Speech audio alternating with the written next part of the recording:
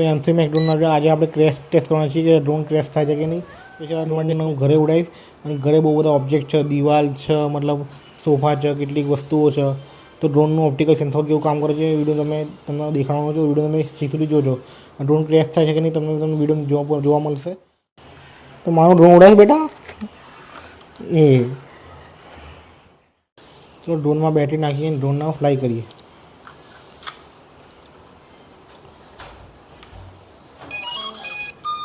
દેખી શકો છો કેમેરો રોટેટ થઈ રહ્યો છે. ડ્રોનની લાઇટ બ્લિંક થવાની સ્ટાર્ટ થઈ ચૂકી છે.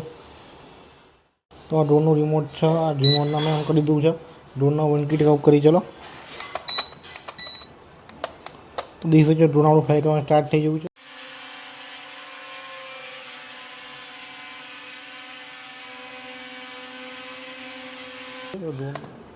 દેખી શકો છો ડ્રોનને બહુ મુશ્કેલથી કંટ્રોલ કરી રહ્યો છું. ઘરમાં ડ્રોનને કંટ્રોલ કરવા બહુ મુશ્કેલ.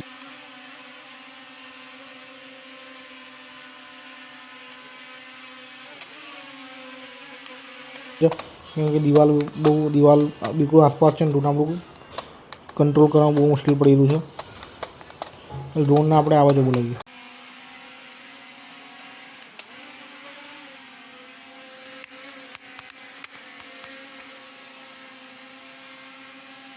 કેટલું સ્ટેબલ ડ્રોન ઉડી રહ્યું છે તમે, કેટલું સ્ટેબલ ડ્રોન ઉડી રહ્યું છે અત્યારે. કર્યું છે ઓપ્ટિકલ સેન્સર થોડું કામ કરી રહ્યું છે. ડ્રોનને ચલો આ બાજુ મોકલીએ. ના ચલો આ બાજુ મોકલીએ. ના ડ્રોન આપણું ક્રેશ થઈ ગયું. ડ્રોન આપણું ક્રેશ થઈ ગયું.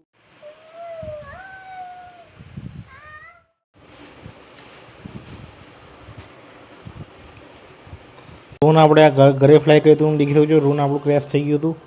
અને દેખી શકો છો આ ડ્રોનનો કેમેરો બહાર આવી ગયો. દેખો તમે ખાલી તમે ડ્રોન એટલું ડેન્જર ક્રેશ થયું કે ડ્રોનનો કેમેરો બહાર આવી ગયો છે.